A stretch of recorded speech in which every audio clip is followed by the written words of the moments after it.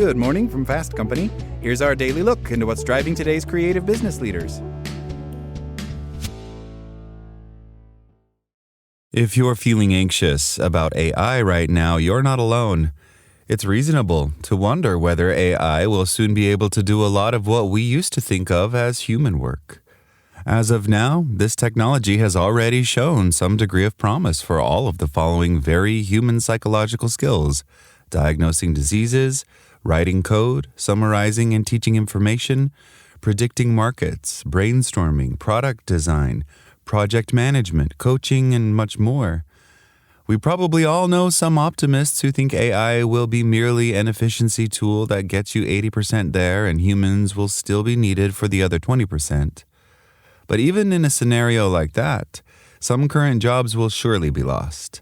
I'm not going to try to predict the future and say what is right. I'm just pointing out that there are plenty of reasons why many of us are worried, anxious, or downright afraid of AI taking our jobs at some point.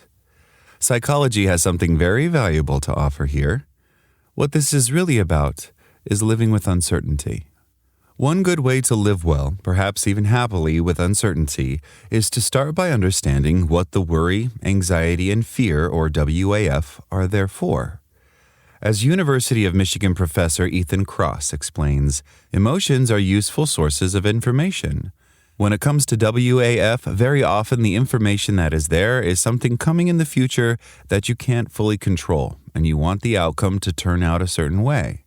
In other words, WAF serves as a function to help us try to control the future.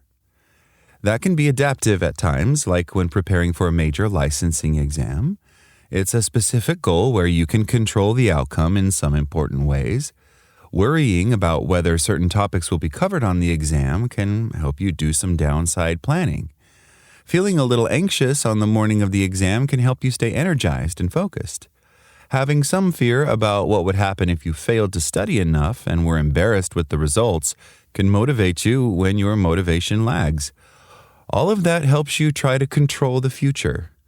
Trying to control the future is not so adaptive when it's not meaningfully possible, such as when the future is as uncertain as it is with AI. In this context, downside planning can have no end. The anxiety can be chronic because there is no singular event like the exam coming up to apply it to. And the fear of failure can feel unending when any job you might have or prepare for might be taken away by AI. But the truth is that no one can know what capabilities and impact AI will have in the future. There's a place for some guessing and downside or upside planning with AI, but that's different from the ongoing and repeated fears many may have of AI taking their jobs. WAF, in this case, often leads to a general sense of doom and hopelessness. It no longer serves an adaptive purpose. Instead, it holds you back, and it's unpleasant. However, the information in the WAF is still useful. The information is often that you seek a greater sense of control over your career success. What can you do to gain some sense of control and reduce WAF when the future is so uncertain? It all comes down to bringing your focus to what you can control. These 3 steps can be a great way to do so. Honor that goal of having a sense of control and find a better way to get there. Focus on what you can control, which in this case is the present and your use of AI now. Answer this question: what do I want to do with AI now? For example, I need to engage in negotiations from time to time. On occasion, I find I am quite cynical about the chances that the other side will play fair or be open to listening. So one way I want to use AI right now is to get guidance from experts on cynicism. I might not have access to Jamil Zaki, author of Hope for Cynics, but I know that researchers have often found that your beliefs and attitudes make a big difference in how things turn out.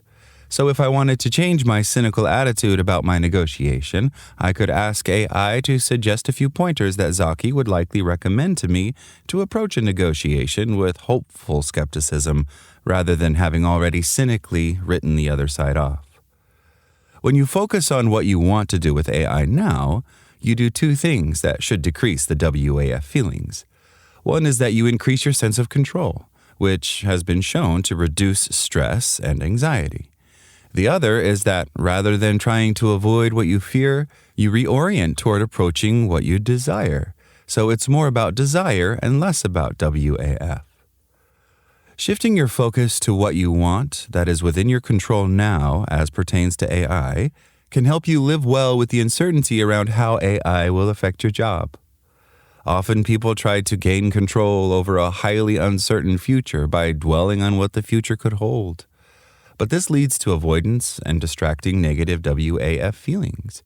Paradoxically, shifting your focus to the present and to what you want that is within your control now can be the best way to set your future self up for success.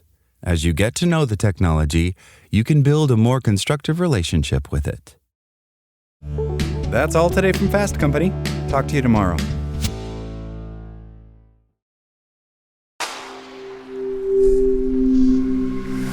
Spoken Layer.